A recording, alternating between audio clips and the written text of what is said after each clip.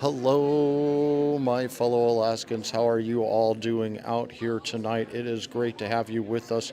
We are at the MatSu School Board building here in the MatSu Valley. I am brought to you by sporters like you. Tonight there's supposed to be a major controversy going on, according to the Alaska news source I read the other day, that the MatSu Valley School Board wants to introduce what they are classifying as logic classes. God forbid our children learn anything that has to do with building skills towards logic. Critical thinking skills are just not necessary in today's society. Meanwhile, here in the school board, you can see everybody that is piled up into the room right now.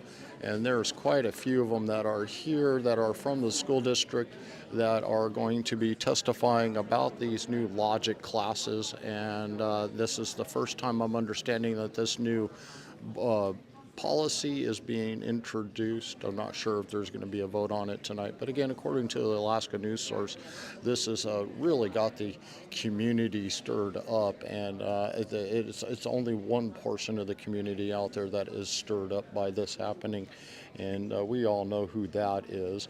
And I'm going to go and see what kind of a good sound reception we get on this video here, and for the microphone that I have in front of me.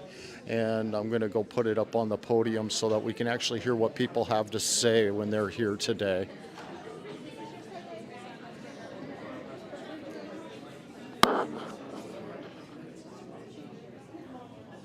Okay, that's out in front of me now. Hopefully I'm just talking in a small, regular voice and you guys can hear real good. This is just a sound check test. We'll see about boosting that up just a little bit.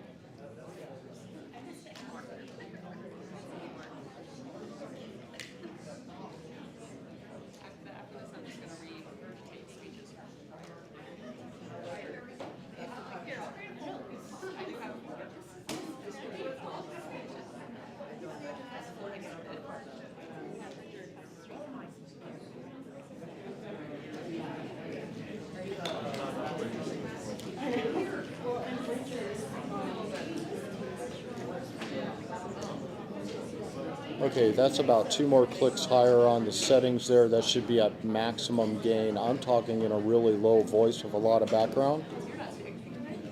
Oh, that is perfect. We'll be able to hear them testifying with no problem today.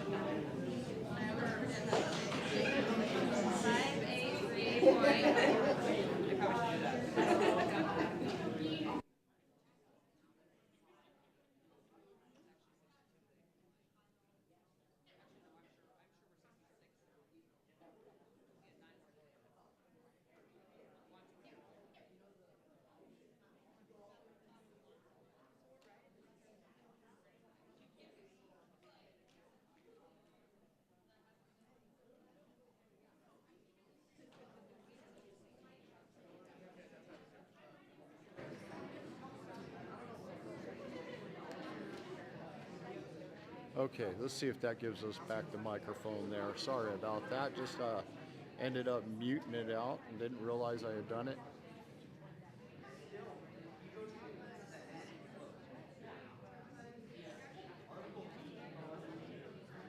And it seems like we're not getting much of a microphone sound coming out of this thing. Let's see if make sure everything's plugged in nice and tight.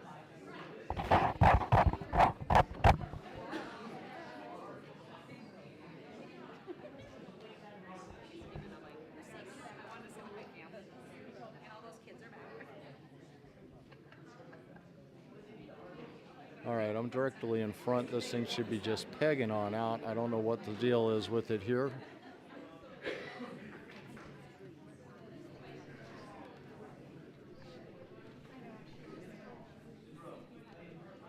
All set up, huh?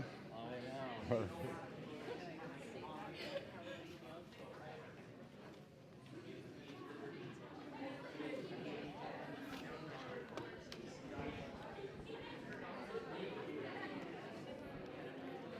Let's see if muting out the other microphone helps things out on this. Oh, I now know what the problem is.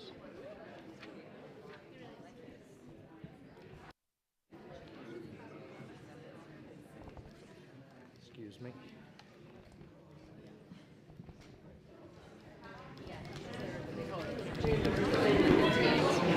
Okay, that should fix the gain on that. Okay, you guys should all be able to hear. There we go. There we are. There you go, folks. Bye.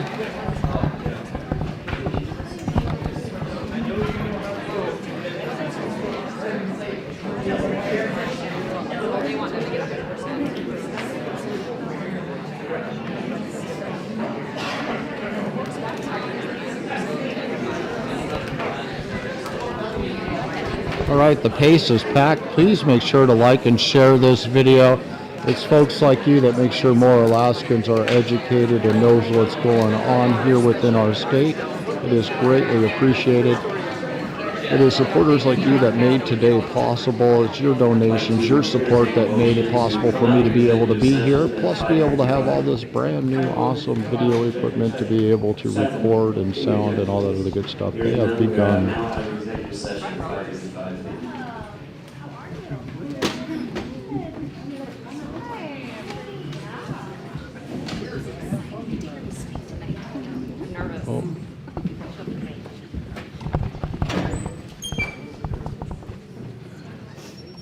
Okay, so if you're just getting here, please like and share this video. It would be greatly appreciated. Also go to our website at Politadick.com and click that support button. All proceeds go right back into upgrading and making sure that we can afford to make it to more of these events.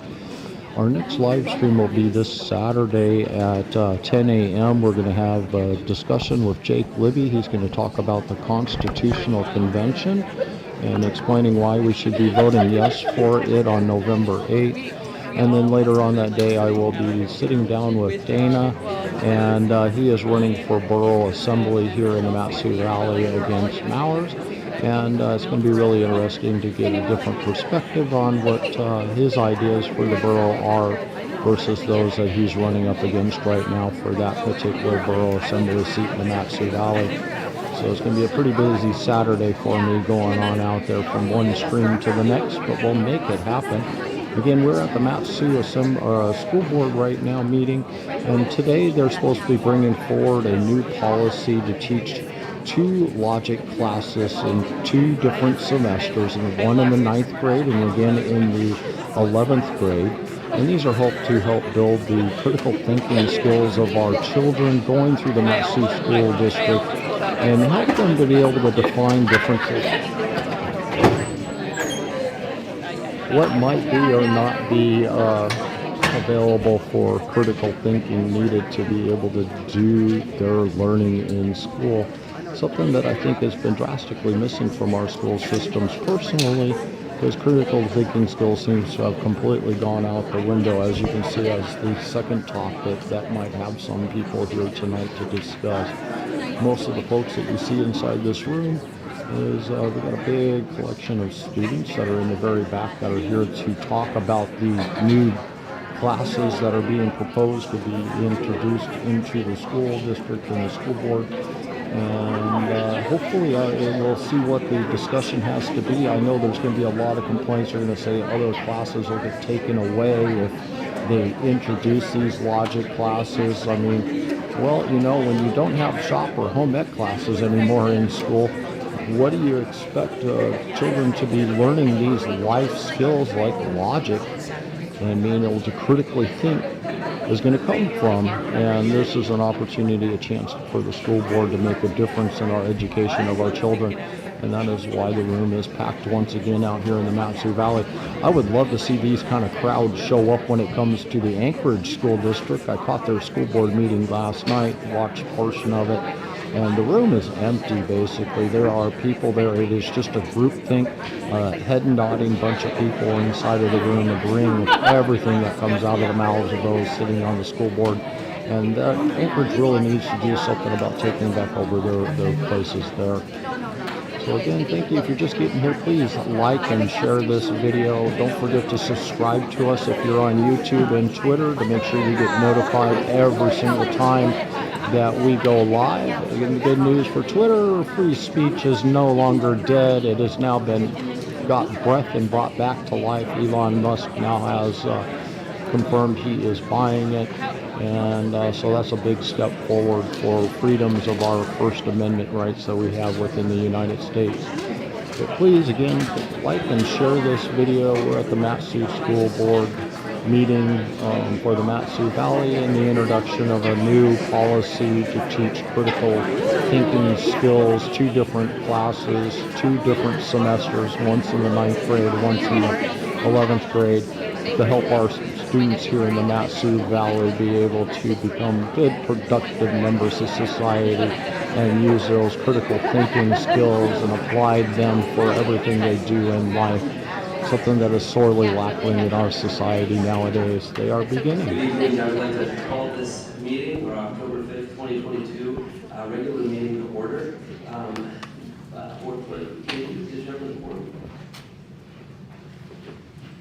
Board Member Turner. I apologize. Board Member Taylor. Present. Board Member Underwood. Present. Board Member Larson. Present. Board Member Burry. Present. Board President Ponder. Here. Student Advisory Board Representative Vanessa Shackle. Here. And Board Member Tabasco is present. We have a quorum, Mr. President.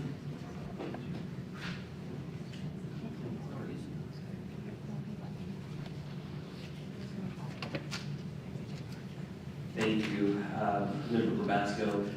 Excuse me, correction. Mr. Hart did leave, and he's going to be online. I apologize. Thank you very much. Appreciate that. Member Underwood, would you please read the board goals? MatSu School District, vision, mission, beliefs, goals, and principles. Our vision, MatSu School District will be a model of excellence in teaching, learning, and engaging all students. Mission, MatSu School District prepares all students for success. Beliefs, we believe that the needs and best interests of students drive all decisions. All students can and want to learn. Educational choices and community participation are essential to student success. Goals, improve student success, achievement, and performance, develop excellent educators and leaders, use innovative practices to improve the education system, include families and community members in the education of our students, promote safe and healthy environments for all. Our guiding principles. These guiding principles will drive our decisions and our responsibility to our students, families, and communities. Stewardship, accountability, empathy, quality, integrity, respect, collaboration, and commitment. Thank you, Member Underwood. Student Advisory Board Representative Shackle, can you lead us in the Pledge of Allegiance?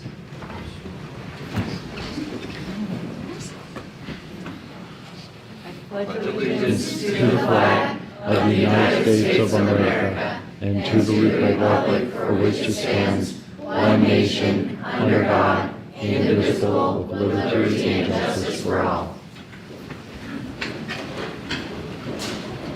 Thank you. At this time, is there a motion for the approval of the agenda? I move to approve the agenda. Second. Is there any objections?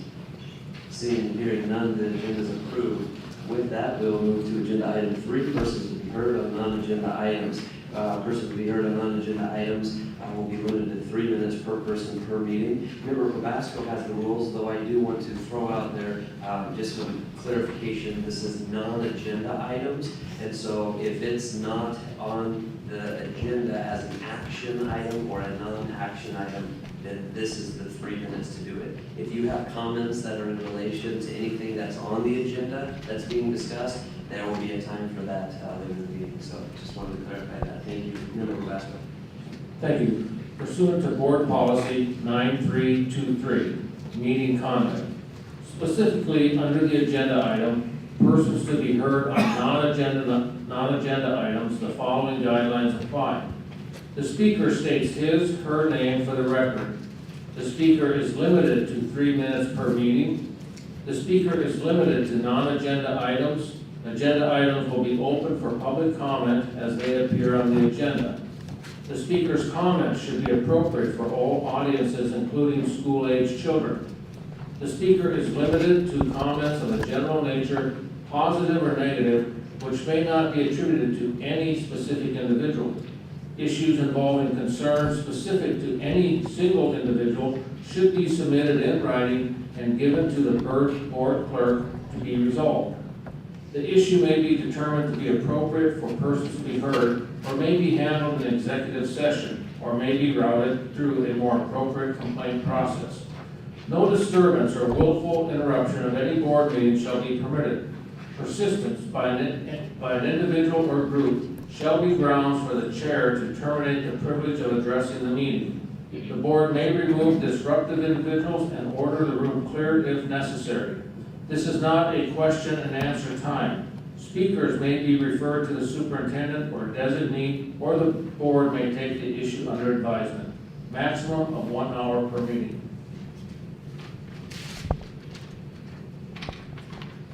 And signed up on the list, first we have Karen Olson, who will be followed by Chris Tyree. President Ponder,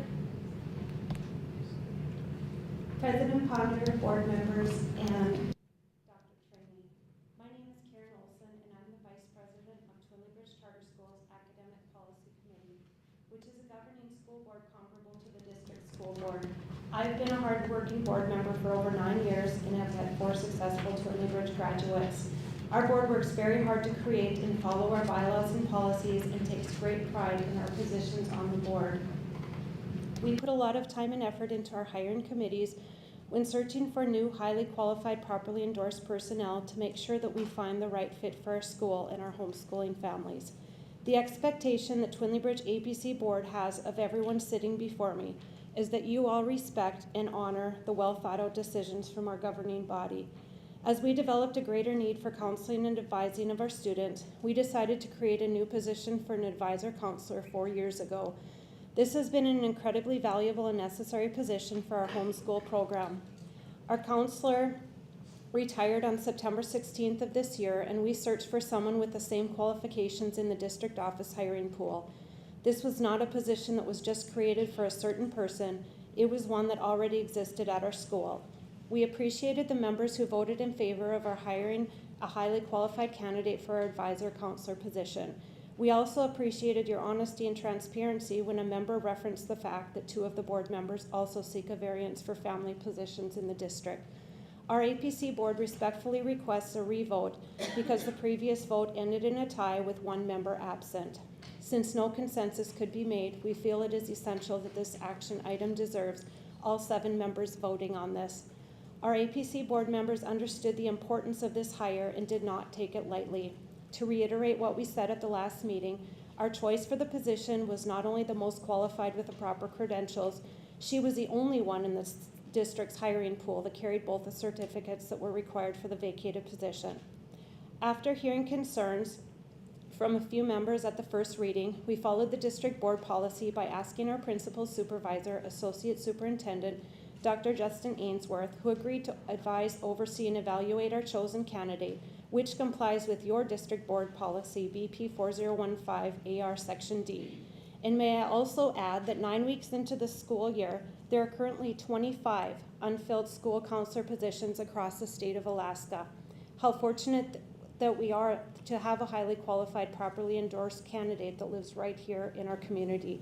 Our families have the right and deserve the highly qualified school counselor to assist their students with extra support and advisement, especially now with the increased graduation requirements. Please reconsider your vote for our parents and our 585 students as we are operating at this time without a counselor. Trust our APC board that we choose the best candidates for our school. Please revote in favor of our APC board being able to hire an advisor counselor of our choosing. Thank you for your time on this very important decision and for our school and our students. Thank you. Thank you. Chris Tyree, followed by Melinda Logan.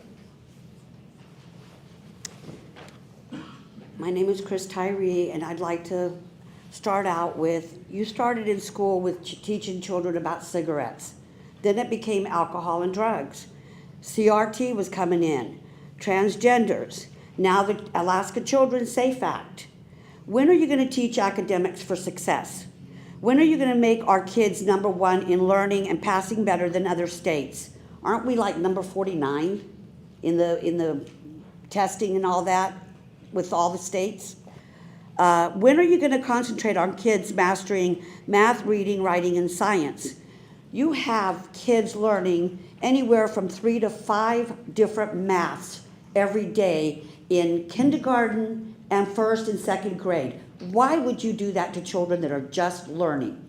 They should have math, adding, subtracting, adding in first grade the whole year so that they can master it. And at the end of the year, learn how to subtract. And then start with second grade on subtracting and so forth. Why can't you have a full every day, an hour of math every day, science, reading, writing, to master that?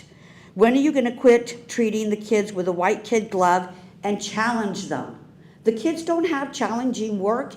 My grandson is learning states and their capitals in 8th grade. I learned that in 4th and 5th grade. That's way behind. Why are our children having to sign contracts? You make the kids sign contracts like they're bad already, instead of, oh, we trust you, we know you're going to be okay. But no, you have to. I wouldn't sign contracts when I was in the first grade and kindergarten with the kids. I told them no. The principal couldn't believe that. I'm the only parent that ever said no.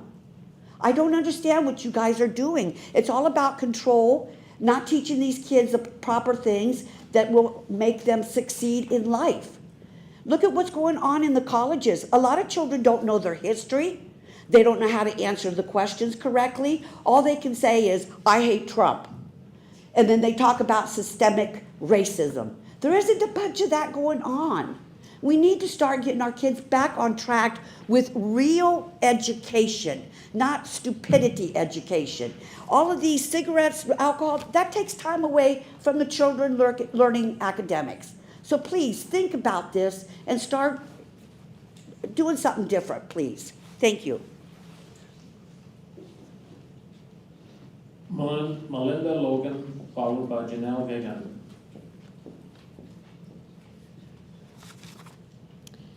Hi, my name is Melinda Logan. I have 4 children in the MatSu School District, and I have 3 main concerns that I'd like to address tonight. First, in 2025, the credit requirements to graduate increases to 25.5 credits.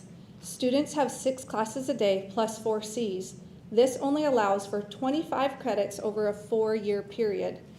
There are only 25 credit hours of in-school instruction. How can the school district require an extra half credit but not provide in-school, in-person instruction to obtain the required credit? My second concern is the addition of AP IB dual college courses to graduate. Not all students have the academic aptitude for advanced classes. Rather than requiring that all students take AP courses, please focus on building our students' fundamental principles of academics to the highest possible level. This starts by building their foundation in elementary. We should be making sure that the basics are solid. By providing a strong foundation, it will be the natural progress for many students to take advanced classes. Let those that are ready to advance do so, but do not require of all students. Our students are very different, and they should not all be forced to take the same path. To close the achievement gap, we need to get kids succeeding at current grade level classes, not require AP courses. My third concern is the lack of communication between the school district, parents, teachers, and counselors. Parents and educators have not been properly informed and trained on how students are supposed to get the required credits.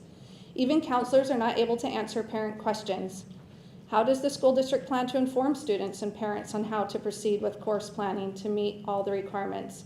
When will counselors be educated on the details of how to put into action the new requirements? When and how will students and parents be educated on this matter? I'd also like to mention that we are not Corbett School District and should not be treated as so. We have a completely different demographics. I feel like we're being forced into a system that worked elsewhere, but the school district is not accounting for the extreme differences and challenges that our school district faces. Corbett has under 2,000 students. We have over 15,000. Corbett's population is around 5,000. MatSu School District is home to over 105,000. We have an extremely different geographic and socioeconomic makeup in our location. Our students are being put into a box that does not work for our community. I know that the school district has our best interests in mind. However, you may have to find another way to achieve your goals. We have bright students. I know that you see this and desire to bring out the best of these young, intelligent minds. I urge you to reconsider the way you are directing our students. Your goals and desires are commendable, but the requirements do not make sense. Please consider starting the path to increase educational standards at the beginning of our children's academia. I appreciate your time. Janelle Gagnon, followed by Sarah Borowski.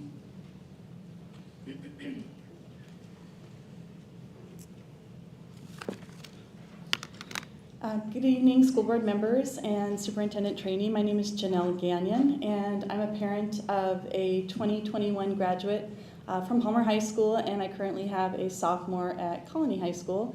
I am a former employee of the MatSu School District. I was employed as a middle school librarian at Colony Middle School, and I currently work for the Head Start program, so I'm working with preschoolers. I attended the September 7th school board meeting where the board took public comment on the agenda item regarding transgender identifying students and the potential use of bathrooms and/or locker rooms that align with their gender identity. The board subsequently voted, with the exception of board member Probasco, who voted to not pass that agenda item, that action item. There was a vote to suspend the portion of the transgender student guidelines that pertain to bathroom and locker room use. I showed up just after 5:30, only to find that there were no slots left to speak out on this issue. What followed were 27 people who spoke in favor of suspending those guidelines. I just want to go on public record and say to our transgender students who were in the audience that evening, as well as students for whom who do not possibly identify as LGBTQ. I want you to know that I see you, I saw you at that meeting. I believe in you and I believe you and I value you and your contribution to both the school community and the larger community. And I need for the board to understand that I left that meeting appalled at the behavior of the adults in this room that spoke about that issue.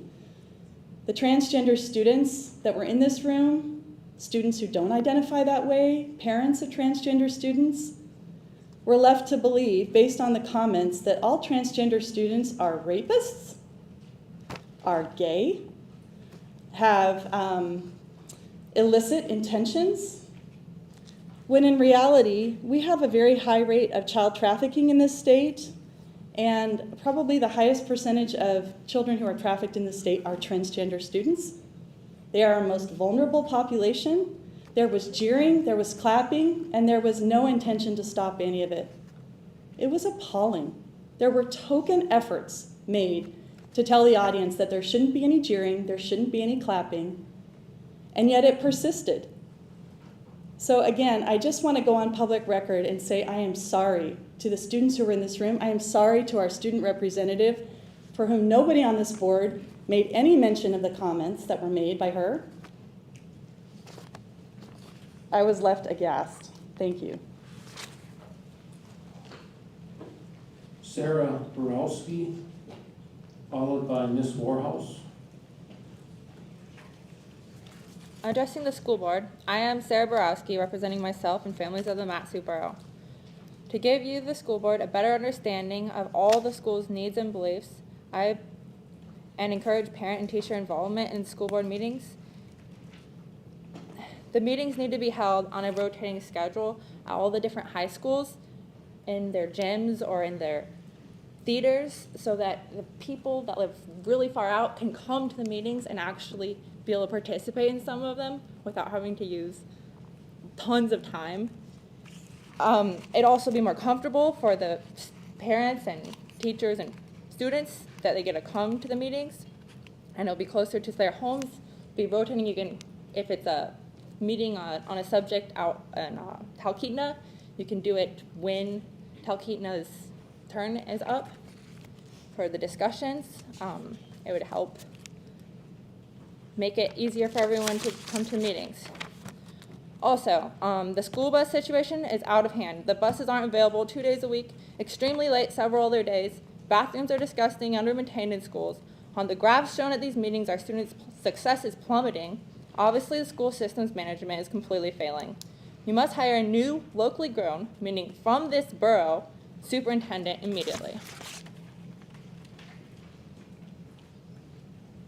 Ms. Warhouse, followed by Emily Polinsky. Mr. and Mrs. of the school board, I'm Ms. Warhus. Since you, the superintendent, Mr. Trainee, make the policies and manage the school system, you must know the purpose of school. So, what is the purpose of public school? The purpose of public school is to give students a well-rounded education so our country's citizens cannot be ignorant. It is not to prepare them for or force them into college. It is not to get them a job. It is simply to educate students in all manners of subjects. This includes languages, geography, music, history, as well as the subjects your policies push so hard.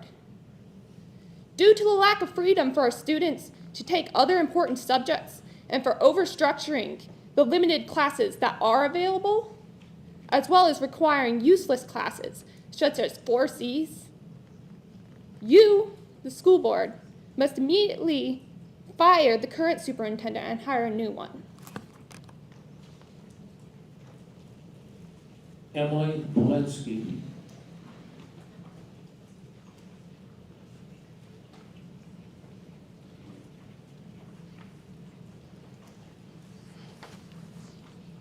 Hi, my name is Emily Polinsky, and I have 3 children in the MatSu School District currently. I'm here today to report the results of a survey that I created to assess parental feelings in the Valley about our school district's new graduation requirements. Decisions that carry such weight as high school graduation requirements ought to be driven by data, and this survey gauges how parents, one of the most important stakeholders in any school district, feel about the changes that are being made. 425 parents anonymously responded to this survey in 11 days, and the collective data is very telling. I would just like to highlight some of the most interesting information in the data set. Firstly, when parents were asked whether they were concerned that more credits are required for graduation than there are credits available for in-school hours, 84% of parents answered that they were very much concerned. When asked whether they feel that 4C's class affords their child the ability to make up the credits they will need to graduate, 66% responded that they did not. 72% of parents reported that their child did not feel that 4C's was an efficient use of time. And when asked whether they would rather have their child in a 4C's class or another full period for electives or credit recovery, 84% answered that they would rather have another full period. Parents, students, and teachers overwhelmingly feel that 4C's class is hindering students from making up the deficits that are built into a system where more credits are required than they can take in person. Finally, when parents were asked whether they felt that the school district has given them clear and consistent messaging about these new requirements, 71% of parents indicated that they did not. Parents do not feel like their voices have been heard or that the district has communicated their decisions effectively. After collecting this data and reading through hundreds of responses from parents, I would like to suggest that you consider the following 3 changes. First, please give us back the school period that 4C's is wasting. Students who enjoy this class can still take it as an elective, but stop requiring every student to take 4C's. Students need this period for credits that will help them become well-rounded adults or to make up classes that they have failed due to COVID or other difficult circumstances. When you require more credits than are afforded for in-person instruction, you put a chokehold on our opportunities for redemption, creativity, and expanded horizons. I cannot stress this point more emphatically. Please give us back our 7th period. Second, please reconsider your philosophy of AP for all. While we did not specifically ask about this policy, many parents expressed frustration and concern about it in the final question of our survey. Almost every parent I've talked to agrees on this one point. AP classes should be available to students who are capable and willing to take them, but forcing underprepared children into the intense crucible of advanced placement is both cruel and unusual and should be stopped immediately. Finally, parents are begging you to listen to them and to produce clear graduation guidelines that they can understand. I hope that you will reconsider the things that I have spoken about today, but whatever decisions you make, please communicate your decisions better to parents and schools so we can all work more effectively to help our children succeed. Thank you. Board Member Ponder, that's all who have signed up. Thank you. If there's members of the audience who would like to make public comment on those items that are non-agenda items, please come forth and state your name for the record.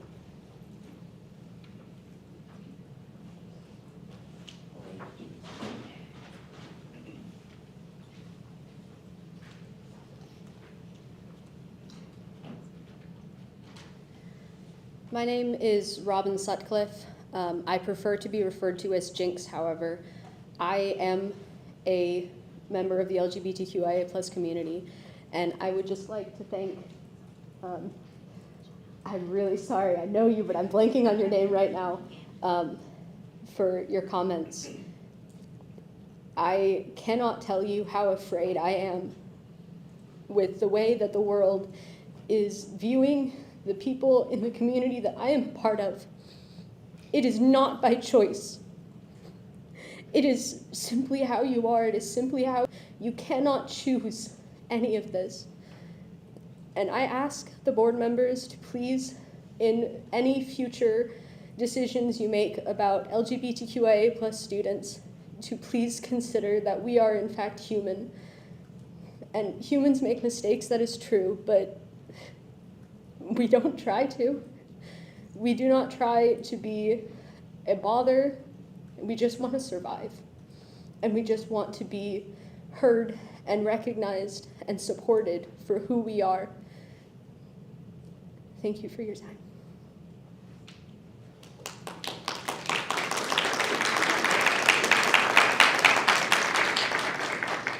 Any other comments, public comment?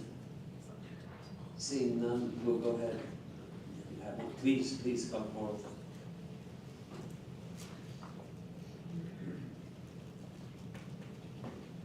Again, if we could please hold any applause, appreciate it. Okay. My name is Delaney Shaw, but I prefer Danny. I wanted to go off of what Jinx said on the transgender issue of not letting us use the bathrooms that we choose or the locker rooms we choose. Danny, that is an agenda item tonight. Oh, is it? Can be addressed, yeah, and we will have a portion for that if you would like to make comments on that, but if you'd like to on a general nature, comments on a general nature, you can feel free, so either one. I can wait. I'll have more time to be more eloquent. Thank you so much, Danny, appreciate you, thank you.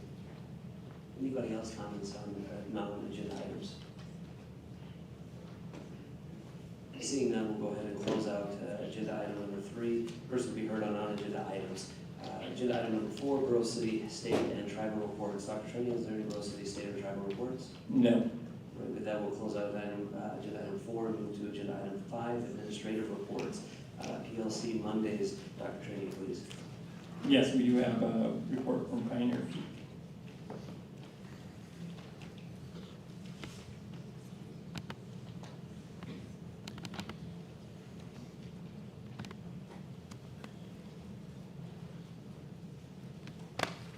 Hello, Dr. Ponder, members of the board, and Dr. Trainee. Thank you for your time. My name is Cody White. I am a new teacher at Pioneer Peak, and I simply wanted to thank you all for PLC. As a new teacher, I have found it very helpful, and I will do my best to be brief. 37% of teachers are within their first 5 years. I'm among this number. That being said, burnout can be an issue. So far in PLC, as you know, we've looked at team vision, professional norms, vertical alignment, and we have made a point to ask ourselves good questions such as, what do we want students to know and be able to do, and what do we do when they don't know it? Again, I simply want to say thank you for the time, for PLC, for making it part of our Monday, that I can be a new teacher and part of a professional learning community where it gives me time to dialogue with my team. That's all. Thank you very much. Thank you. Thank you.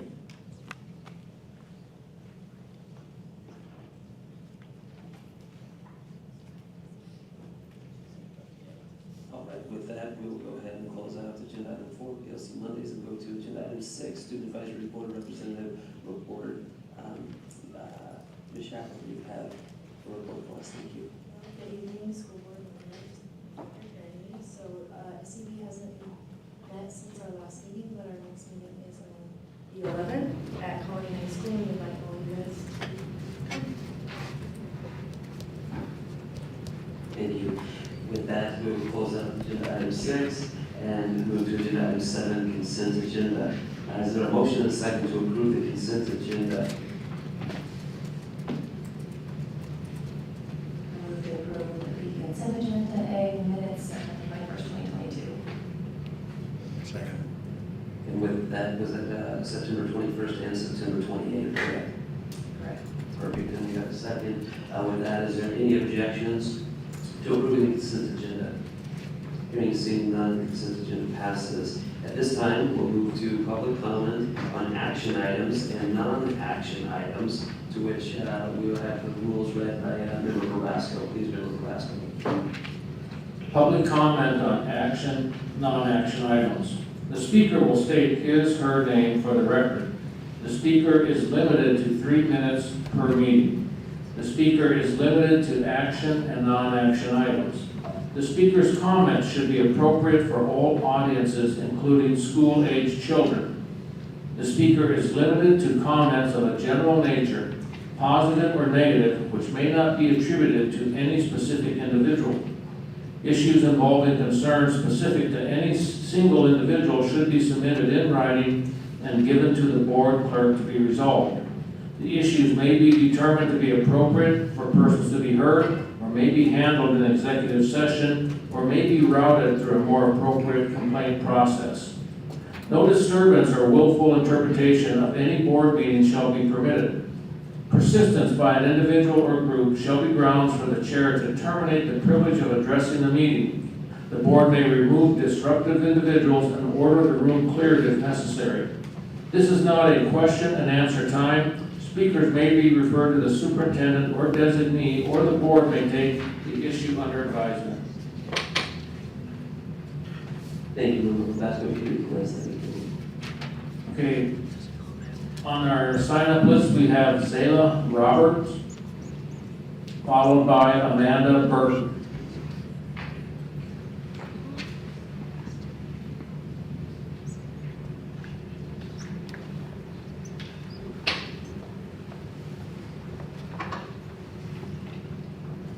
Okay. Good evening, school board. I'm Zayla Robert, and I first off want to say that my mom is studying to become a teacher, going through Chadron State College, and she brought the board, so not only is the eyes of the Kenai Peninsula School Board, which she's teaching through, but people of all over the United States have their eyes on you. So schools that have the same amount of requirements set out, known and can expect ahead of time, tend to do better in school, have better grades, and have a better graduation rate. Adding logical fallacies will simply add another stressor to students' lives, thus decreasing their academic performance. Students here in the MatSu come in each year not knowing what the requirements for them are. This inconsistency affects students in home situations, academic and professional performance, social skills, and physical and mental health. Having set requirements help students plan for their future, decide what classes they need to take, and what to focus on in general. At an earlier time, the idea of requiring the new class already is the problem with middle school students taking high school classes just to graduate on time without online or summer school. Thank you for your time tonight. Amanda Burton, followed by Flint Burton.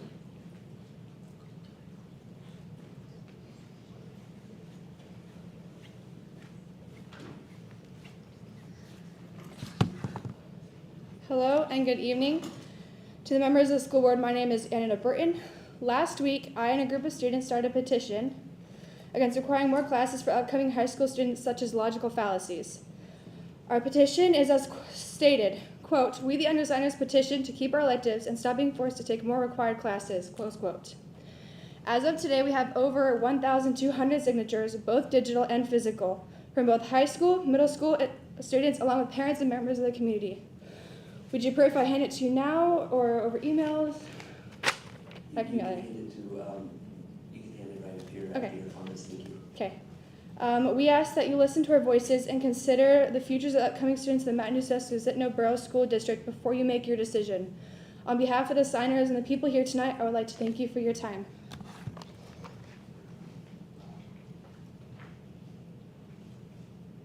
Flint Burton, followed by Gregory Jean.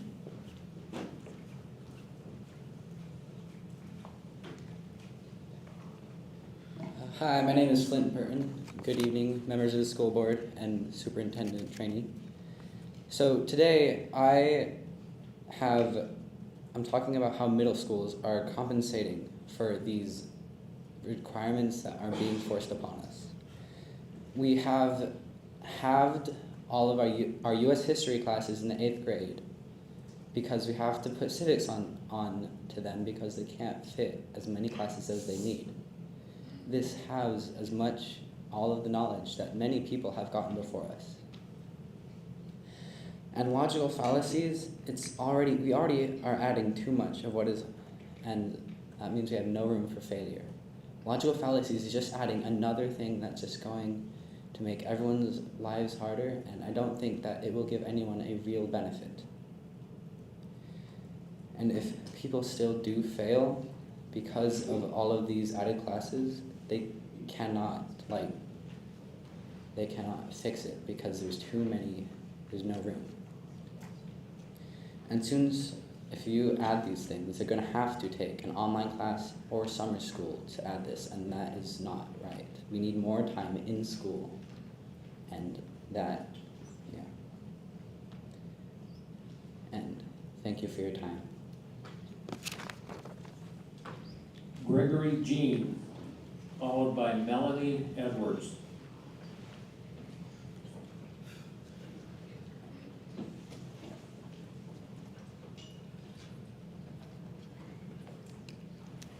President Ponder, school board members, Dr. Trainee, I'm Gregory Jean. I'm a student here in the MatSu School District.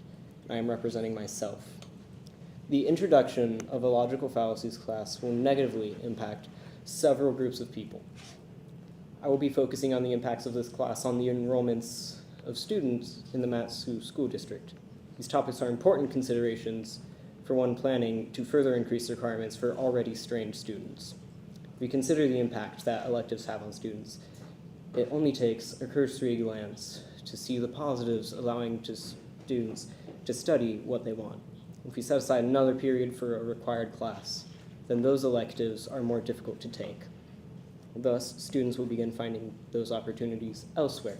For those who cannot afford to find opportunities for music, athletics, ROTC, or artistic endeavors, they will be left with diminishing funds due to lack of enrolled students. This lack of funding will lead to more students leaving for better education elsewhere. Eventually what happens is a district that is underfunded and understaffed. If this class were passed before my freshman year, I would have pursued high school education elsewhere.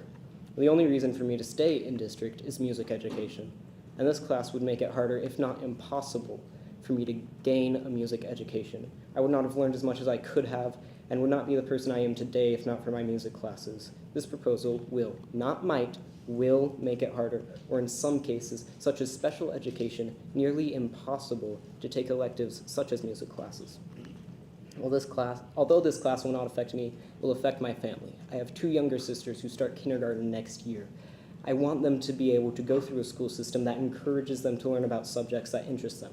I want my younger cousins who start high school next year to go through a school system which values their choice to learn music and learn art and learn subjects outside of the sciences. This class is making that dream further from reality for me. I may not be affected by this change, but I still hope I was able to sway you to not implement the logical fallacies class as a required course. Melanie Edwards, followed by Jinx Sutcliffe.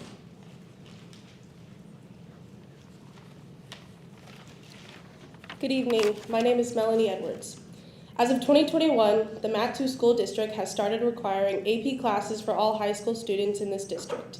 It has been a big issue for most students with this requirement added.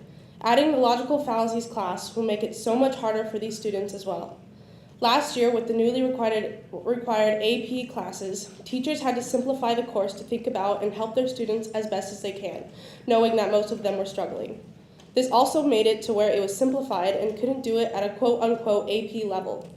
Students who may be in these lower level classes and then suddenly have been forced into these AP classes makes it incredibly difficult.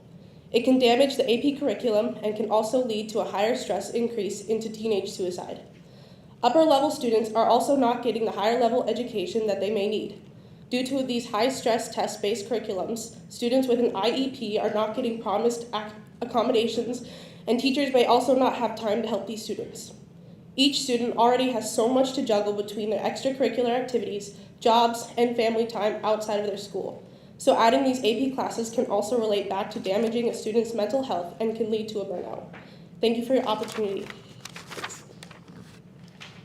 Jinx Sutcliffe, followed by Lauren Marcello.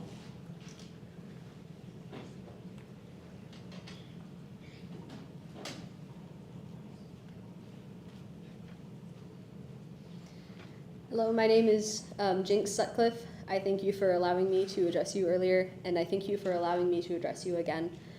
A logical fallacies class is an important subject to be offered and taught in schools. However, it is not necessary for it to be its own required class. While it is true that many students have difficulties identifying and combating logical fallacies, the vast majority of students have no such difficulties. This subject is and can be included in English and civics classes. In addition to this, these issues could be included in the newly required 4Cs class, thus making a logical fallacies class null and void. The 4Cs class does not have enough information to fill a semester, therefore it would be more beneficial and considerate of students' time and energy to include a unit on logical fallacies within the already existing classes. Other opportunities for students to learn about logical fallacies are also readily available, such as reading books, watching movies, and exposing oneself to media that contain logical fallacies and how to combat them. Simply the act of exposing students to logical fallacies for the majority of students is enough to make them recognize them. In conclusion, the requirement of an entire class devoted to the study of logical fallacies is in and of itself illogical. Thank you for your time. Lauren Marcello, followed by Brandon Holes.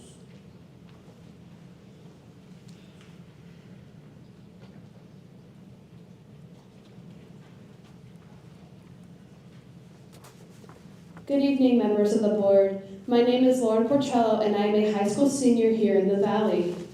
To clarify, I am not against the logical fallacies class itself. I'm against the fact that the class will reduce learning opportunities for students by robbing 2 semesters worth of electives. Electives give students a chance to explore their interests, create social connections, and they are a good academic motivator for students to keep their GPAs up. If the logical fallacies class becomes required for students, that will take away 2 semester slots of electives. Electives are important to students because they can be a gateway to finding their future careers, allow students hands-on experience, meet lifelong friends, and help inspire kids to go to school. For example, I am a part of the band at my school. Band has taught me many life lessons such as perseverance, dedication, leadership, and more. It has provided me with so many opportunities and helps motivate me to go to school. Thanks to my directors, peers, and everybody else involved, it also helped me decide my future career. Requiring another class will rob people of those opportunities that MatSu schools already provide. Please don't reduce our learning opportunities. Thank you for your service to our community.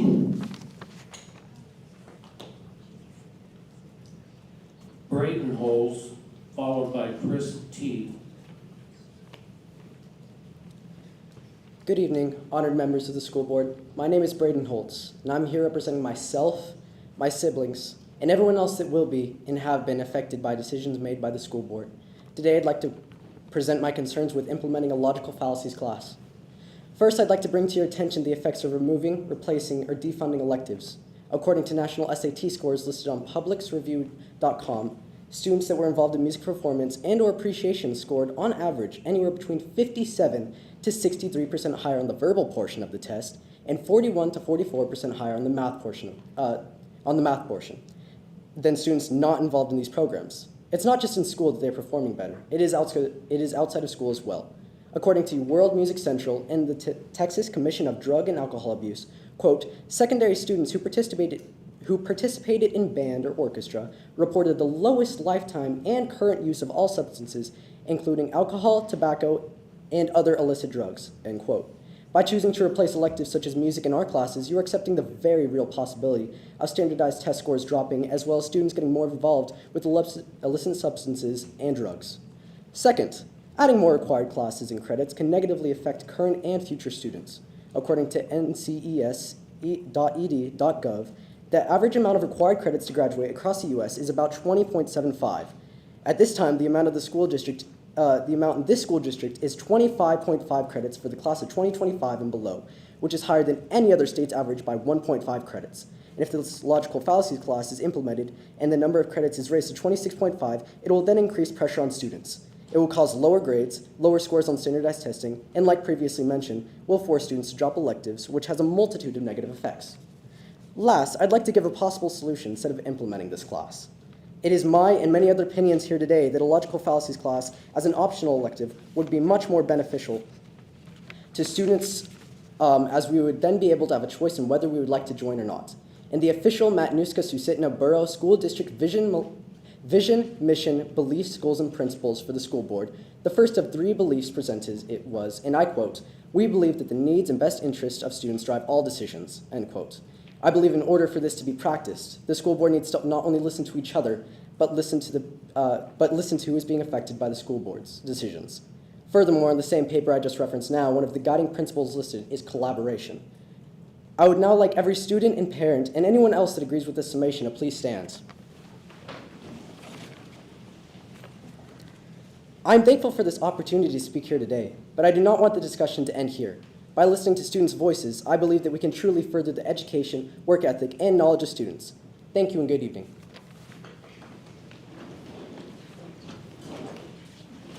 Chris T., followed by Brian Endel. Chris T., Brian Endel, followed by Calvin Tucker.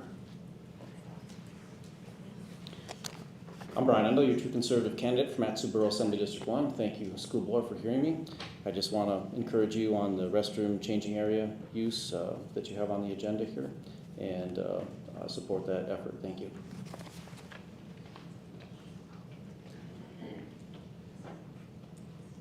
Calvin Tucker, followed by Janelle Gagnon.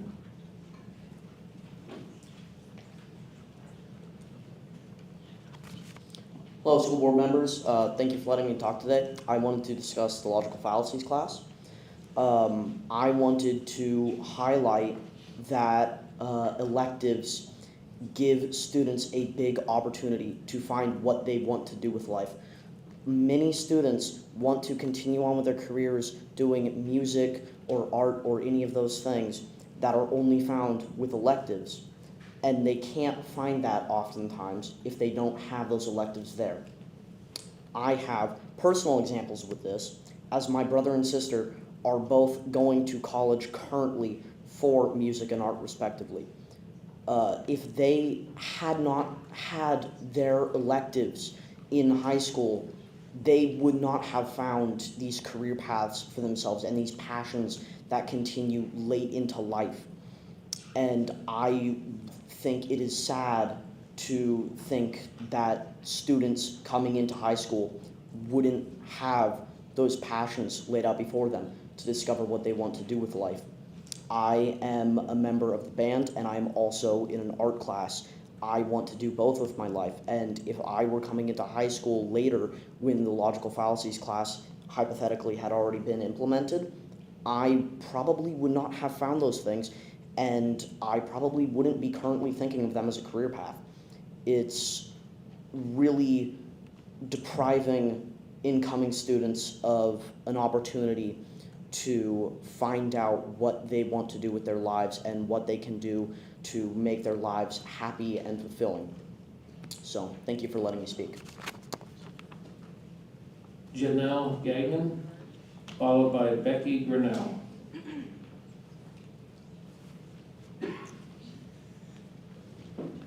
Good evening again. My name again is Janelle Gagnon, and I am a parent of a 2021 graduate of the International Baccalaureate program. She received an International Baccalaureate diploma, and she now attends Harvard. My son is a sophomore at Colony High School. And I just want to applaud the students that are here who are speaking out against a required logical fallacies class. And you'll hear a lot of them speak to the issue of if this class was in fact required, if it was implemented and required, it would quite possibly and probably take away from their electives opportunities. And I'm glad that they're speaking to that issue. I actually am a proponent of many of the tenets that are in that proposal. I think it is really important that students and adults alike understand the concepts of logical fallacies. I would just like to propose to the school board that you consider, as you move forward with this, your very most important partners in your educational decisions, and that's the teachers in our schools.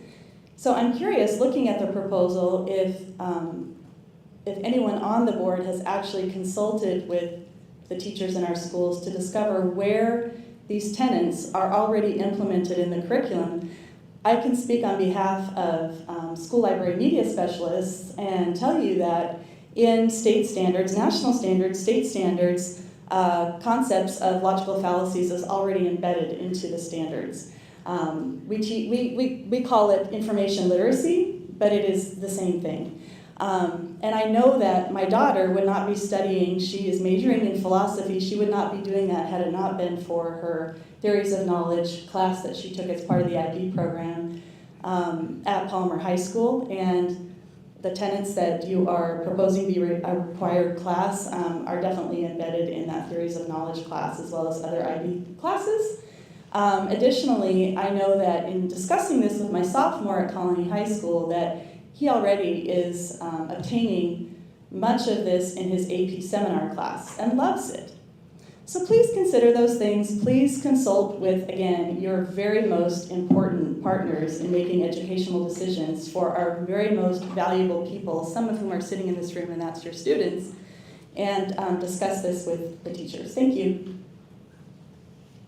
Becky Grinnell, followed by John Varlin.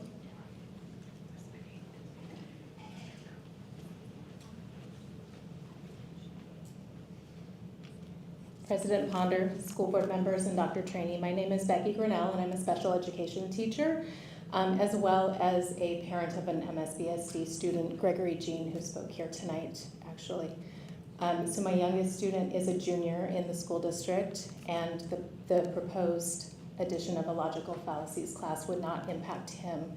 However, it will impact my students, and so I'm here to focus my comments on them tonight. I'm concerned about how the addition of a logical fallacies course will impact choice electives and CTE classes that my students will have access to. Currently, my high school intensive resource students all require an academic assistance class per their IEP. To be successful and make progress in general education curriculum, they require extended time reteaching and small group interventions. This is provided through academic assistance. My students take this course in place of other choice electives because without it, they would likely fail their required classes. With the addition of 4C's class last school year, my students lost choice electives. My students spend their entire 4C's time working on one of the C's, credit. They work with my paraprofessionals and myself to receive additional support in their current classes. Although movement and flex scheduling during 4Cs is currently being rolled out to provide some extension opportunities, my students will continue to need to use that time to finish tests and assignments for their academic classes in an overwhelming effort to help them graduate on time. Let me tell you, my staff works hard and my team is exhausted. Looking at adding logical fallacies as a graduation requirement and moving 2 more semesters of choice electives is detrimental to my students. They need access to CTE and elective courses. My students are developing work maturity and leadership skills through participation in courses such as culinary arts, music, welding, construction trades, and business courses, among others. Currently, my students can choose 1 elective each year. They are often unable to enroll in our CTE capstone courses because they don't have room in their schedules to meet credit requirements for graduation and receive IEP support if they take one of these double-blocked courses. If you pass logical fallacies, much of which is already embedded in our current state standards and curriculum, you will further remove CTE and choice electives from my students. This is detrimental. They will have little to no shot at earning CTE certifications. They will forego developing leadership skills through programs like music and JROTC, and the gap in educational equity for special education students would continue to increase. I would like to just end my comments by thanking you for your time tonight. John Barwin, followed by Stacy McIntosh. President Ponder, members of the board, Superintendent Training, thank you for your time. As I observe the continued decline of critical thinking, I commend the board's efforts and desire to see students prepared to engage with a contentious world that is filled with information and information sources that are varying levels of validity. Students need these critical evaluation skills. However, these skills are already part of the curriculum, as has been mentioned. Logic, rhetoric, and logical fallacies are embedded in Alaska State high school standards for English and language arts. In the reading standards, I will read you a few select passages. Standards require that a student determine an author's point of view or purpose in a text and analyze how an author uses rhetoric to advance that point of view or purpose. They require that students delineate and evaluate the argument and specific claims in a text, e.g. bias and propaganda techniques, emotional effect of specific word choices and sentence structures, well-supported logical arguments, assessing whether the reasoning is valid and the evidence is relevant and sufficient, identify these false statements and fallacious reasonings. I'm going to move on for the sake of time. We get into English and language arts standards for speaking and listening, grades 9 through 12. And we see standards like this one, that students should be able to stimulate a thoughtful, well-reasoned exchange of ideas. They should respond thoughtfully to diverse perspectives, summarize points of agreement and disagreement, to qualify or justify their own views and understanding, and make new connections in light of evidence and reasoning presented. They should come to discussions prepared, having read and researched material under study, stimulate a thoughtful and well-reasoned exchange of ideas, respond thoughtfully to diverse perspectives and arguments, synthesize comments, claims, and evidence made on all sides of an issue, resolve contradictions when possible, and determine what additional information or research is required to deepen the investigation or complete the task. They should be able to make informed decisions and solve problems, evaluating the credibility and accuracy of each source, and noting any discrepancies among the data or information, to evaluate a speaker's point of view, reasoning, and use of evidence and rhetoric, assessing the stance, premises, links among ideas, word choice, points of emphasis, and tone used. This is all from the Alaska State Standards, word for word, by the way. For writing standards, we get into even more of it. A student should be able to write arguments and support claims and analysis of substantive topics or texts using valid reasoning and relevant sufficient evidence to induce precise claims, distinguish the claims from alternate or opposing claims, and create an organization that establishes clear relationships among claims, counterclaims, reasons, and evidence. Okay, I can go on for quite a while. I don't obviously have time for that. But the fact is our teachers are being brought into alignment with state standards in their PLC Mondays. That was the whole point of the Teacher Clarity Institute that they spent 2 days doing. These standards exist in the curriculum already. They're great standards. They need to be enforced. They need to be taught. But they're already there. And we already know the kids don't have time. I don't have to pile onto that anymore. Thank you for your time. Stacy McIntosh, followed by Jessica Darrington.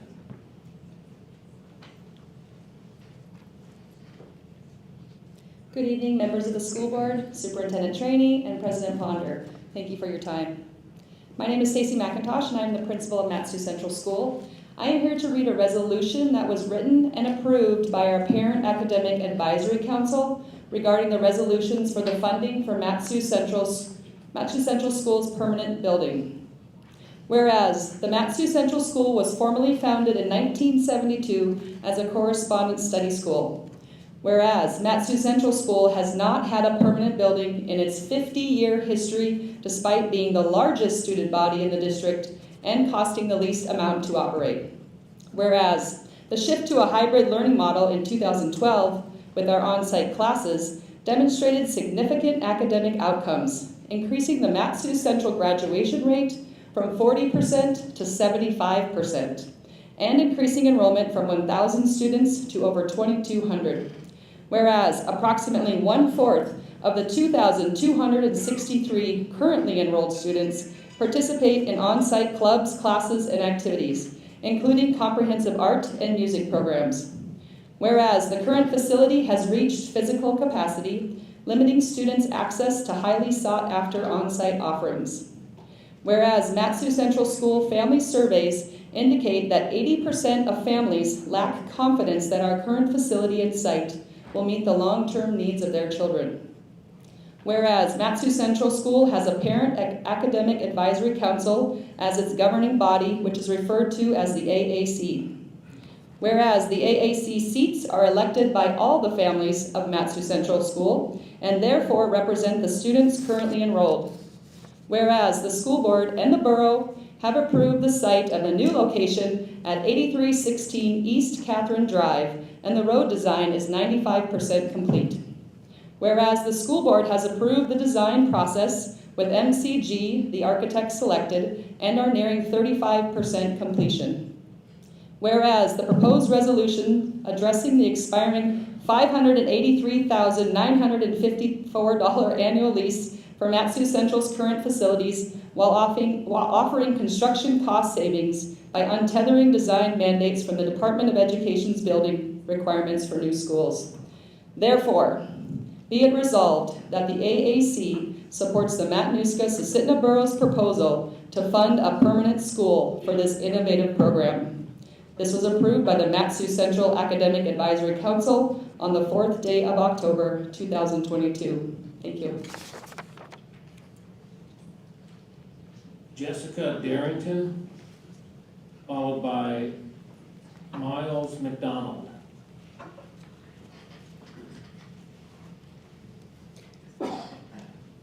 President Ponder, school board members, and Dr. Trainee, my name is Jessica Darrington, and I am a MatSu School District mom. Last week, I sent an email to the board asking for verification of credit requirements and specifically how this proposed logic course would fit into those requirements. However, the board did not answer my questions. Instead, they forwarded my email to Reese Everett, the Associate Superintendent of Instruction. Since this proposal came from the board, I thought it reasonable for them to answer the questions. Thankfully, Mr. Everett was willing to share with me what he knew. He said that if passed, the district would be left to make the class fit into the schedule and into the credit requirements. Unfortunately, if the proposal passes, as we've heard tonight, our students will likely miss out on electives such as art, music, foreign languages, career tech, etc. I do appreciate Mr. Everett's time discussing the proposal with me, but I should not have been brushed off and dismissed by the school board. After all, Mr. Hart is who proposed the matter and was given the opportunity to address my questions and concerns with the email I sent. Board members are doing a public disservice if they are not willing to discuss and answer questions for the practices that they are wanting to enact.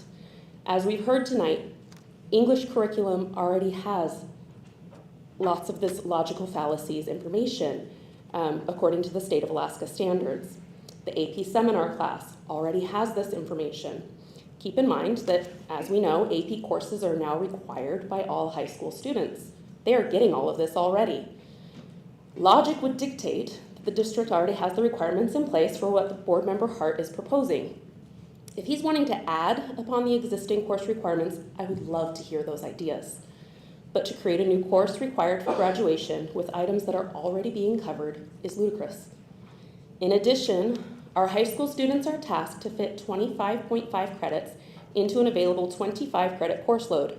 I understand that there are options available to achieve this 0.5 credit difference, but did it ever occur to the board to let kids be kids? Shouldn't the middle schoolers be middle schoolers and not a middle-high hybrid? Shouldn't high schoolers have a choice in what electives they want to pursue and not be overwhelmed with absurd requirements such as 4 C's and logical fallacies? These are teenagers. You are allowing for 0 margin of error. Logical fallacies in place of elective courses removes individuality at school and puts all kids into the same mold. It takes all kinds to make our community work. We should be fostering their individuality instead of stripping it from them. This proposed class is not the answer. Get back to the basics. Improve and build upon reading, writing, and arithmetic. Find a way to help in these areas instead of creating a new problem masquerading as a solution. Until we are proficient in these areas across the district, we are failing our kids. Thank you. Miles McDonald, followed by Danny. Hello, School Board, President Ponder and Dr. Trainee. My name is Miles McDonald. I've been here for the past 3 or 4 meetings now, and I'm still calling to oppose the desecration of our district's transgender inclusivity policies. I wasn't expecting so many people that I knew to be here today, and I'm very happy to see them. And I just want to acknowledge that, especially for Jinx, that it really does get a lot better than high school. Your identity and stuff, that kind of stuff doesn't matter as much when you're actually out in the world and you're with people that genuinely get to know you, and it's not just a bunch of people who claim to be parents or, people who are concerned about other people's rights being taken away.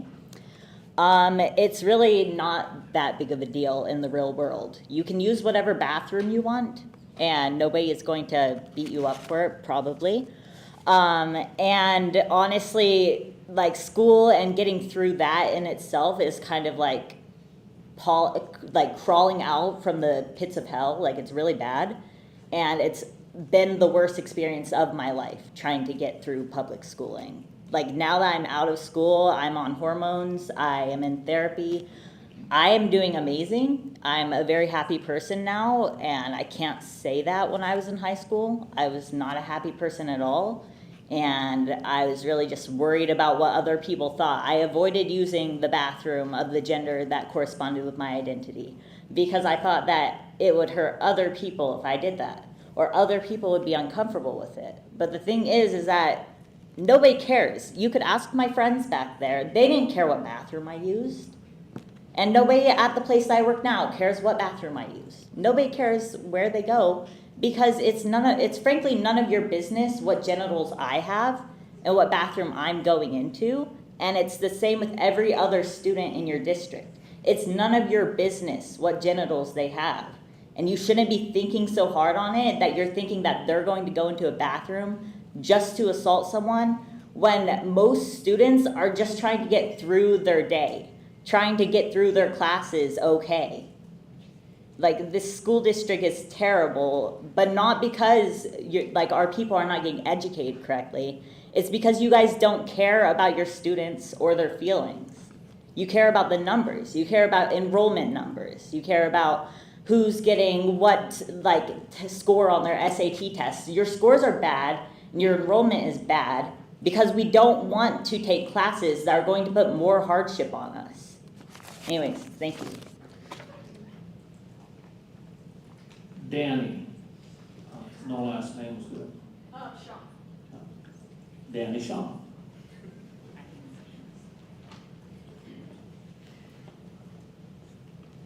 Something typed up this time.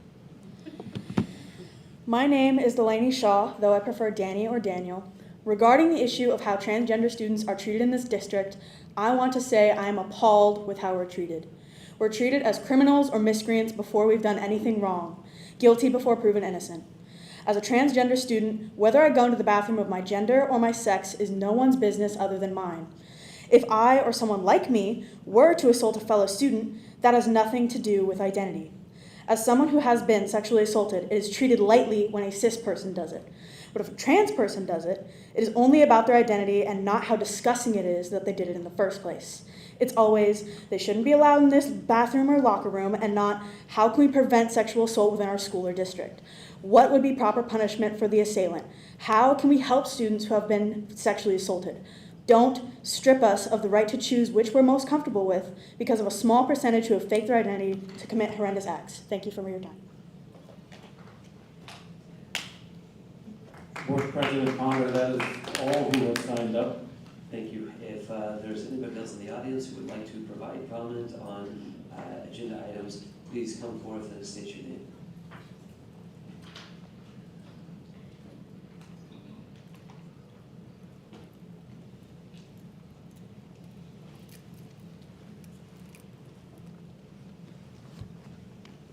Hello, I'm Connor Defoe, and the logistics policies class should not be required because of a few reasons. I have 2 siblings going into high school in a matter of a year difference, and they're already struggling to keep up with their credits in middle school as it is. One's barely taken high school credit classes just to make up for the few extra credits you guys have added, as well as 2 of my closer friends that are younger than me already struggling with a few of the AP classes that you also require. And with the electives, I personally, music has been very close to me. Good coping mechanism that possibly other kids my age or below will not see younger siblings or anyone to take these music classes or art. Art and music are 2 different passions that will help escape from the world. It helped me stay alive personally. So keep in mind that with this logistics policy class, you will be taking away some joy from younger students who are just experiencing, touching their toe in the water of any of these electives. I've seen my closest friend Cole go through ROTC, and now he is serving in the Armed Forces of the Air Force. With the logistics policy class, he would not have been able to do so with the amount of credits needed to graduate. Thank you.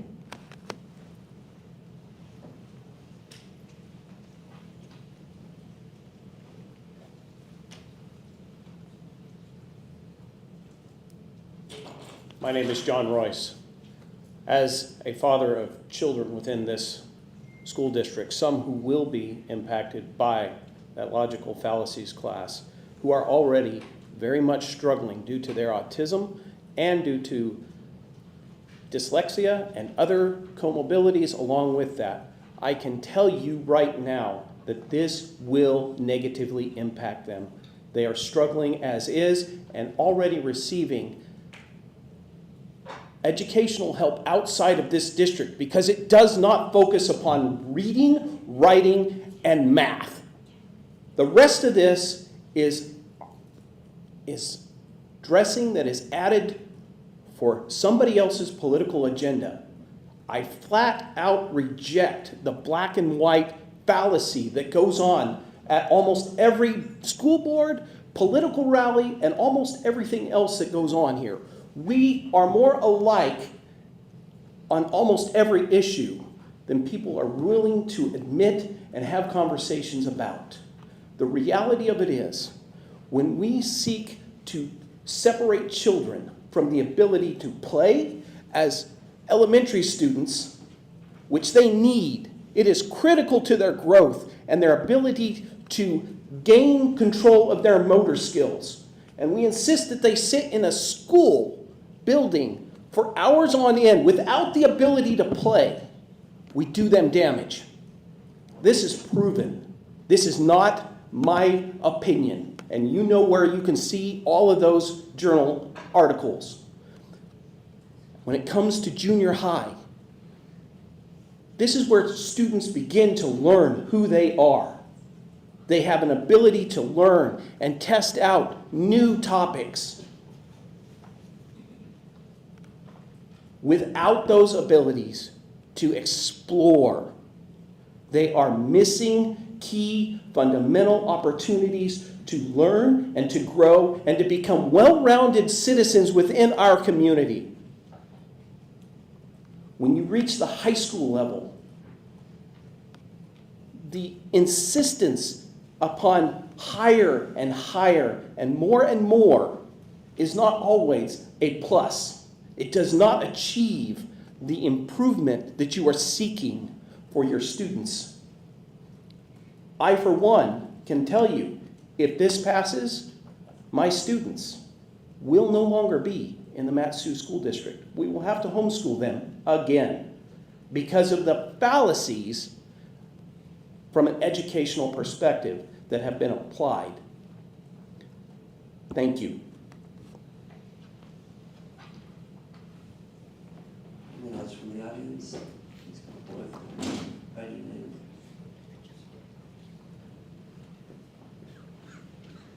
Hi, my name is Stephanie Tucker.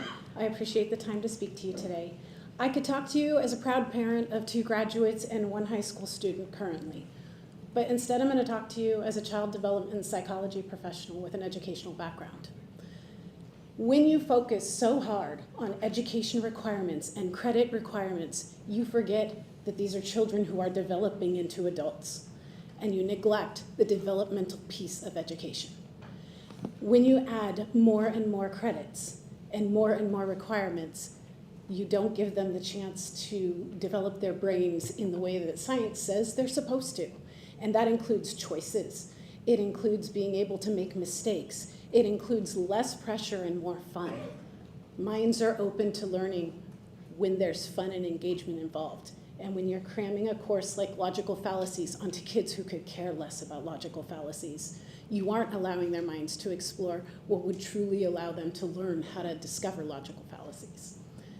So please take the time to do a little bit more research and understand the development behind how children learn instead of just cramming more learning upon them. Thank you.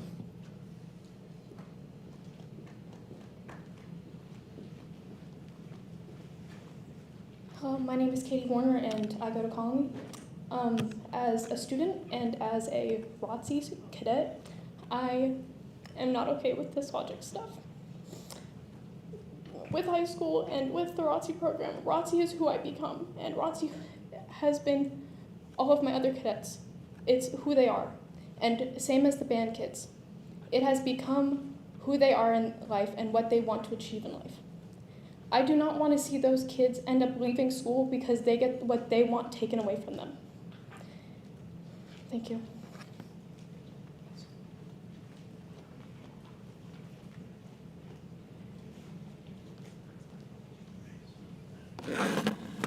Hello, members of the board, Mr. Superintendent. My name is Trigger Ving Thompson. I'm the freshman vice president of Colony High School, and I'm here with you to share my opinion on the logistics class. The logistics class would take more time and needless credits to even pass basic high school standards, which already they're kind of set pretty high.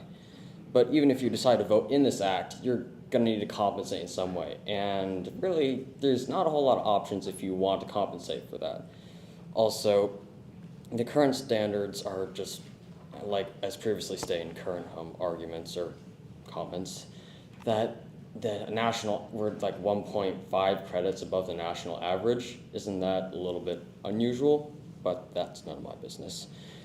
Also, I also have friends that enjoy like ROTC, band, RJ, ROTC, whatever they choose to do, and this just become part of who they are. It's just part of them now. It's no longer just an after-school activity. It's just part of them. And for this logistics class to take place and take away time for that, that's kind of productive, in my opinion. The choices that they make in those classes will kind of like shape the way they'll decide to grow and become as adults. And I plan on going to JROTC next year because I'm occupied with other things to do. But anyway, so it really all boils down to this, isn't it? So you would choose to take a logistics class as a precaution, but take away from others in the process of doing so. Thank you for your time. Any other public comments from the audience?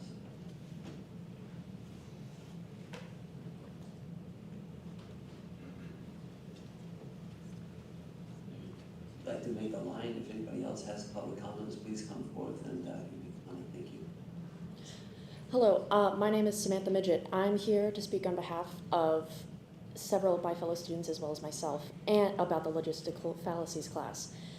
As a student who as a junior of Career and Tech High School, that school focuses much on career readiness for things, especially for children going into trade schools or straight into the workforce. And many of those classes that prepare students for this workforce involve electives. The only elective that I took, zoology, is what got me into the sciences and things such in life sciences. If I had not had the opportunity to take that class, I would not have found out what my life's passions are. And as such, all of these credits requirements already, with the logistical fallacies on it, students will have a harder time achieving such a high standard of credits. This district has created a sort of culture almost that it's not okay to fail. If you fail a class, you may as well fail high school. And things such as AP classes, some students cannot achieve the level at which AP classes are taught. I'm in AP classes and they're much more difficult than my regular classes. And for students to be required to take those to pass high school and get their diploma I honestly find it appalling, because if you're preparing kids to fail, and that's not what's going to help them in life later on when they enter the workforce as citizens. And such, these credit requirements they bog students down. It leads to burnout, as all of my fellow peers have said earlier tonight. It makes school so much more difficult. Even now, I don't have these credit requirements, but I have siblings who do. My little sister is going to be impacted by having so many credit requirements. She's already had to take online classes and summer classes because of these credit requirements. And a logistical fallacies class is just going to make it even harder for her. She will have to spend her summer doing school instead of enjoying summer like she should be. Thank you for your time. Hi, I am Aiden White. I am a senior at Colony High School. I have played cello since I was 9 maybe. It's always been a huge part of my life. And I recently moved here from the lower 48 about a year and a half ago. And when I got here, the school, it's a school. All schools share a common identity fundamentally. But the thing about Colony High School is that their music department is outstanding. The people in it are just devoted. They know what they want to do in their classes, and they do it. It's amazing. They played the marching band played at the Rose Parade. What other high school can say that they have a band that played there? Exactly. It's an integral part of Colony High School's identity. Okay, the fallacy class, it's quixotic. Okay, it's going to take away from students' right to express their emotions, their feelings, their happiness, everything about it. I just don't see any redeeming qualities besides, people need to figure out logical fallacies. Should not be a full class, a full semester of your class. Anyways, my point is, logical fallacy class is redundant. We already have means to teach it, and it's going to inhibit and limit our artistic expression and identity. Thank you. Hello, school board. My name is Elliot Folsom, and I would like to speak about the effect of logical fallacies on the electives that students are able to take in the MatSu School District. So if this class is implemented, it will take up a valuable elective slot, which I think is an important part of school because it allows for students to choose. When students are allowed to choose, we are much more likely to enjoy what we are learning and to become much more involved much more invested. And raising the credit requirement adds too much stress to an already stressful career in high school. And I believe that students should be allowed to pursue their interests and not be weighed down by school assignments and constant tests and assignments and homework, and be allowed to just live their lives and find out who they are. And yeah, thank you for your time. My name is Frankie Wolf. I am a member of Colony High School Music Department. I've met so many friends with the music department. I can't begin to explain how wonderful they are. If you take away music, I believe that it will have a negative effect on multiple things.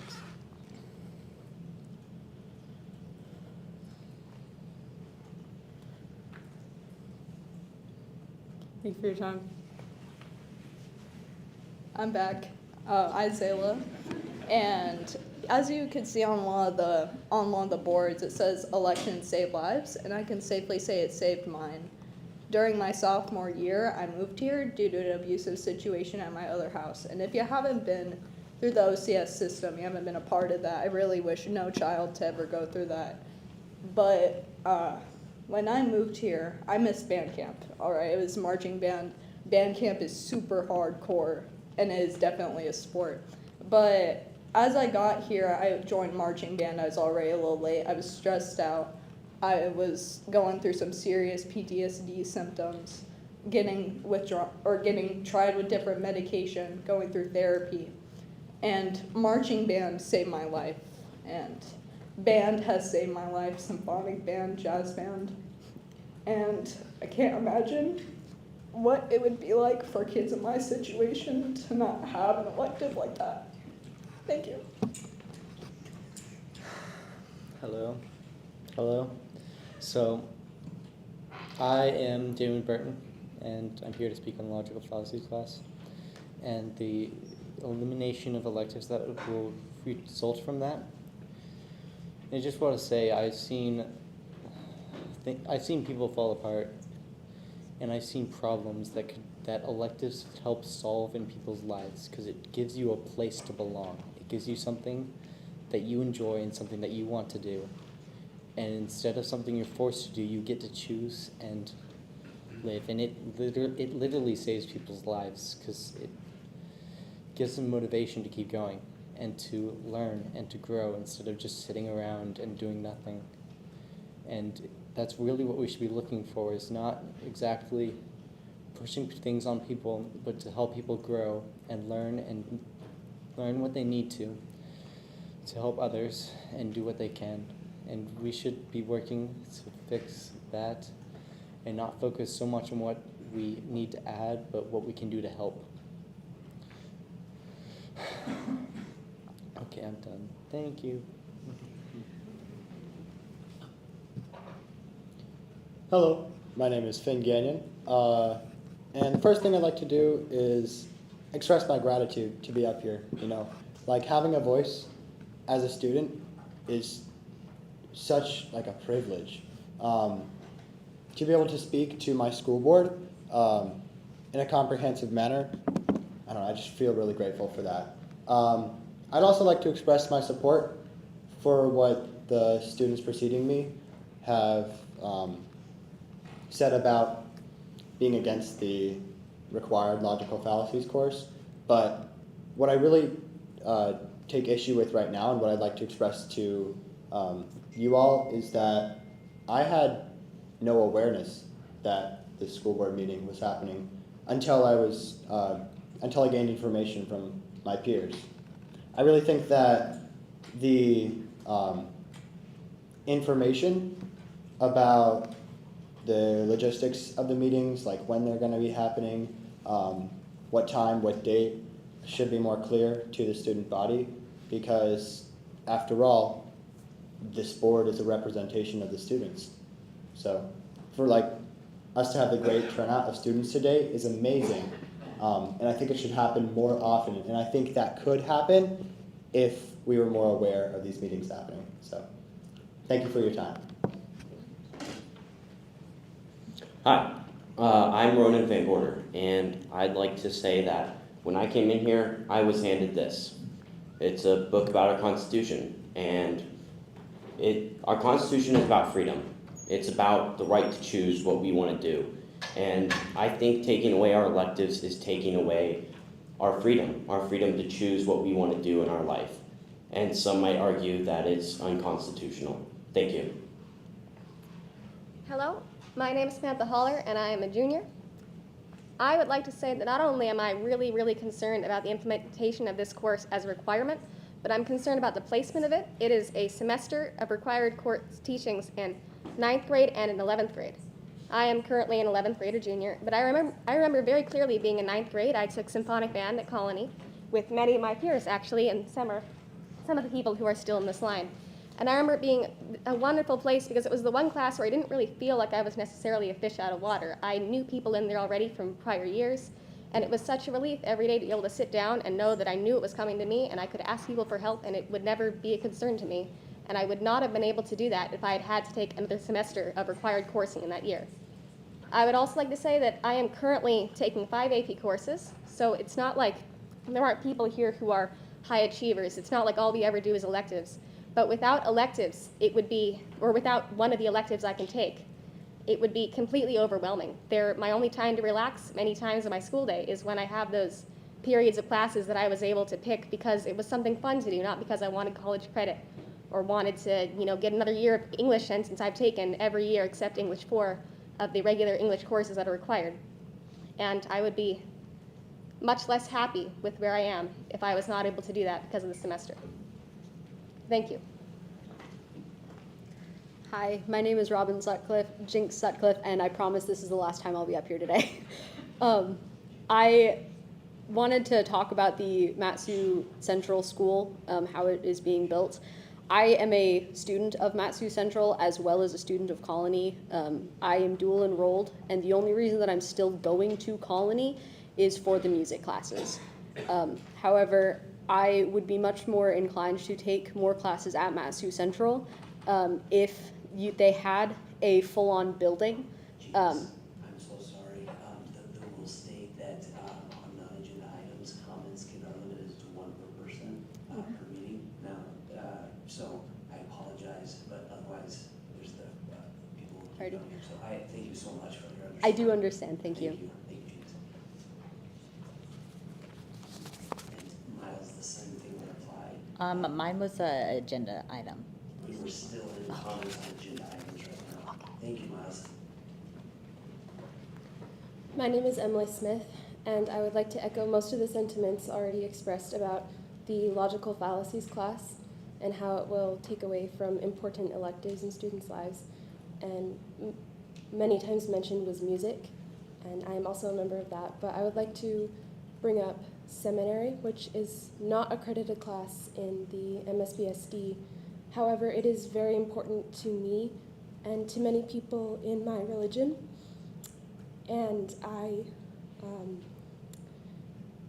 don't believe that the credit requirement should take away from my ability to practice my religion. Thank you.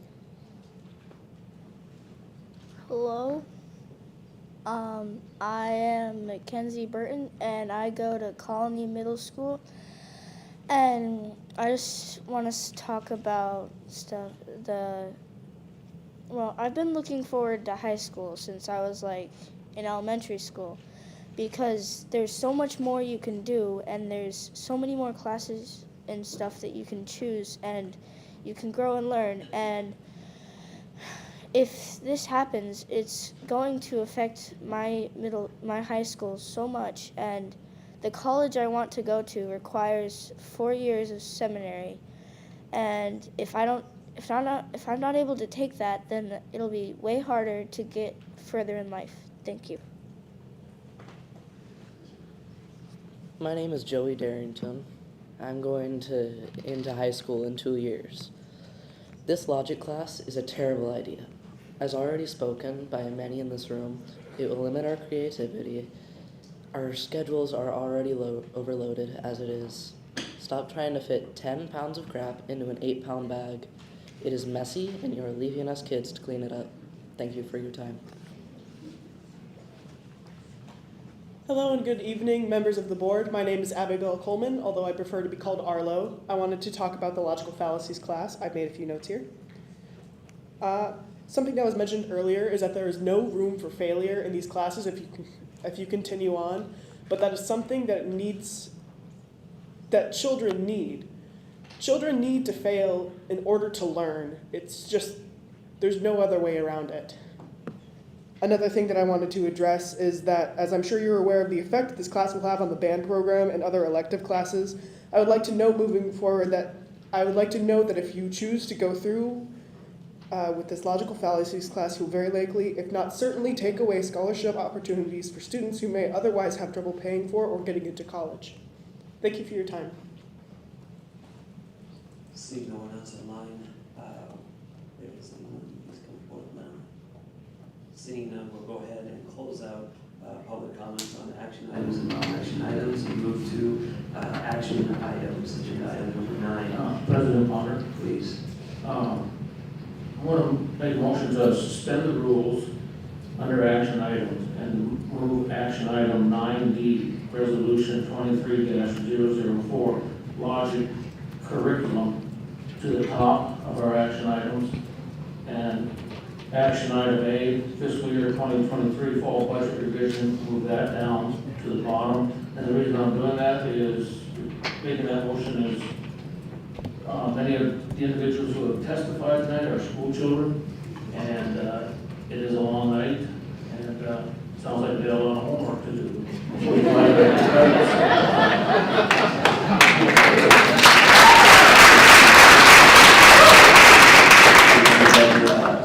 I'll second that. We'll go ahead and vote. We'll go ahead and move into discussion.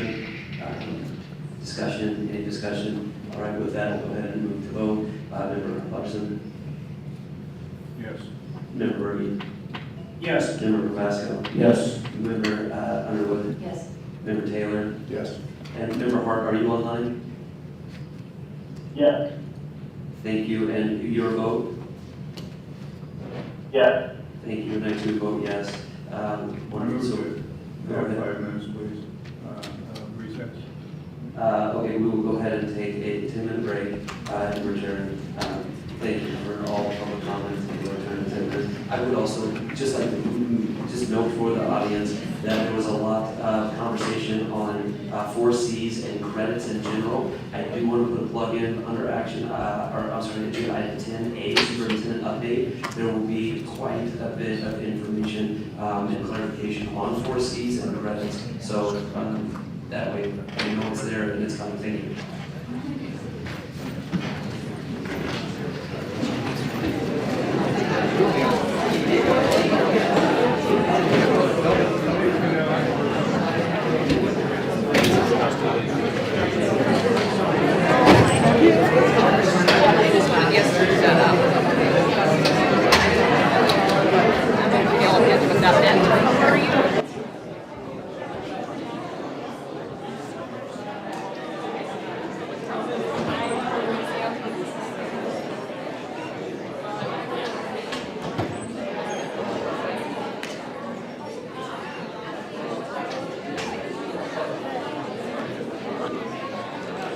Thank you all for being here tonight. It was greatly appreciated. Please remember to like and share. Go to our website, Politadick.com, and click that support button. Your proceeds is what made today available to be able to do this, to be able to pick up this quality microphone system that you can now hear everything that is going on at the podium, no longer hearing muffled voices. It is really greatly appreciated. This rocked tonight. For those that decided not to use the microphone in front of them, this was able to pick up their voices for all of us to be able to hear live on this stream here today. Thank you. You guys rock for all of your support. Again, go to Politadick.com and click that support button. All proceeds goes right back into upgrading. I want to have people sitting inside of the 80 Alaskans in Anchorage, in Juneau, in Fairbanks, you name it. If there's a school board meeting, assembly meeting, community council meeting, anything that is going on, I personally would love to be sitting down in Juneau when session starts, sitting in the hallways there, waiting for them to come out of their committee meetings or in their floor sessions. with the microphone ready, up and running, video camera on, and catching everything they have to say live, unfiltered, something our mainstream media does not understand how to do anymore. Again, please like and share this video. Greatly appreciate it. I'm out of time for tonight. I've got a busy work schedule ahead of me, and I have to head on out of here now. So please, once again, please like and share this video. It's greatly appreciated. We'll talk to you all later.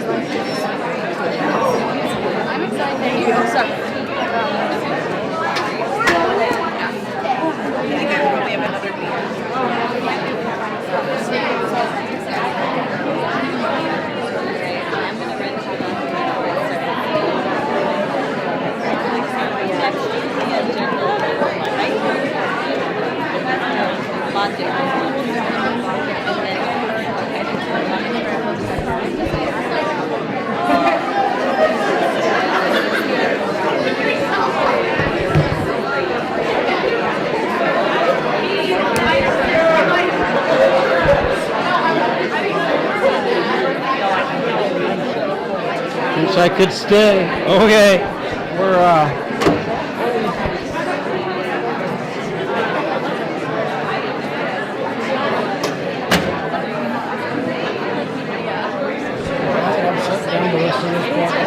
thank you guys all for being here. Hopefully you've all liked and shared. The more Alaskans will get educated what's going on within our school boards, our assemblies, our city councils, our elections. The better off we're going to be as a whole, as a state, and better our lives here in Alaska will become. Thank you all for being here. Like and share.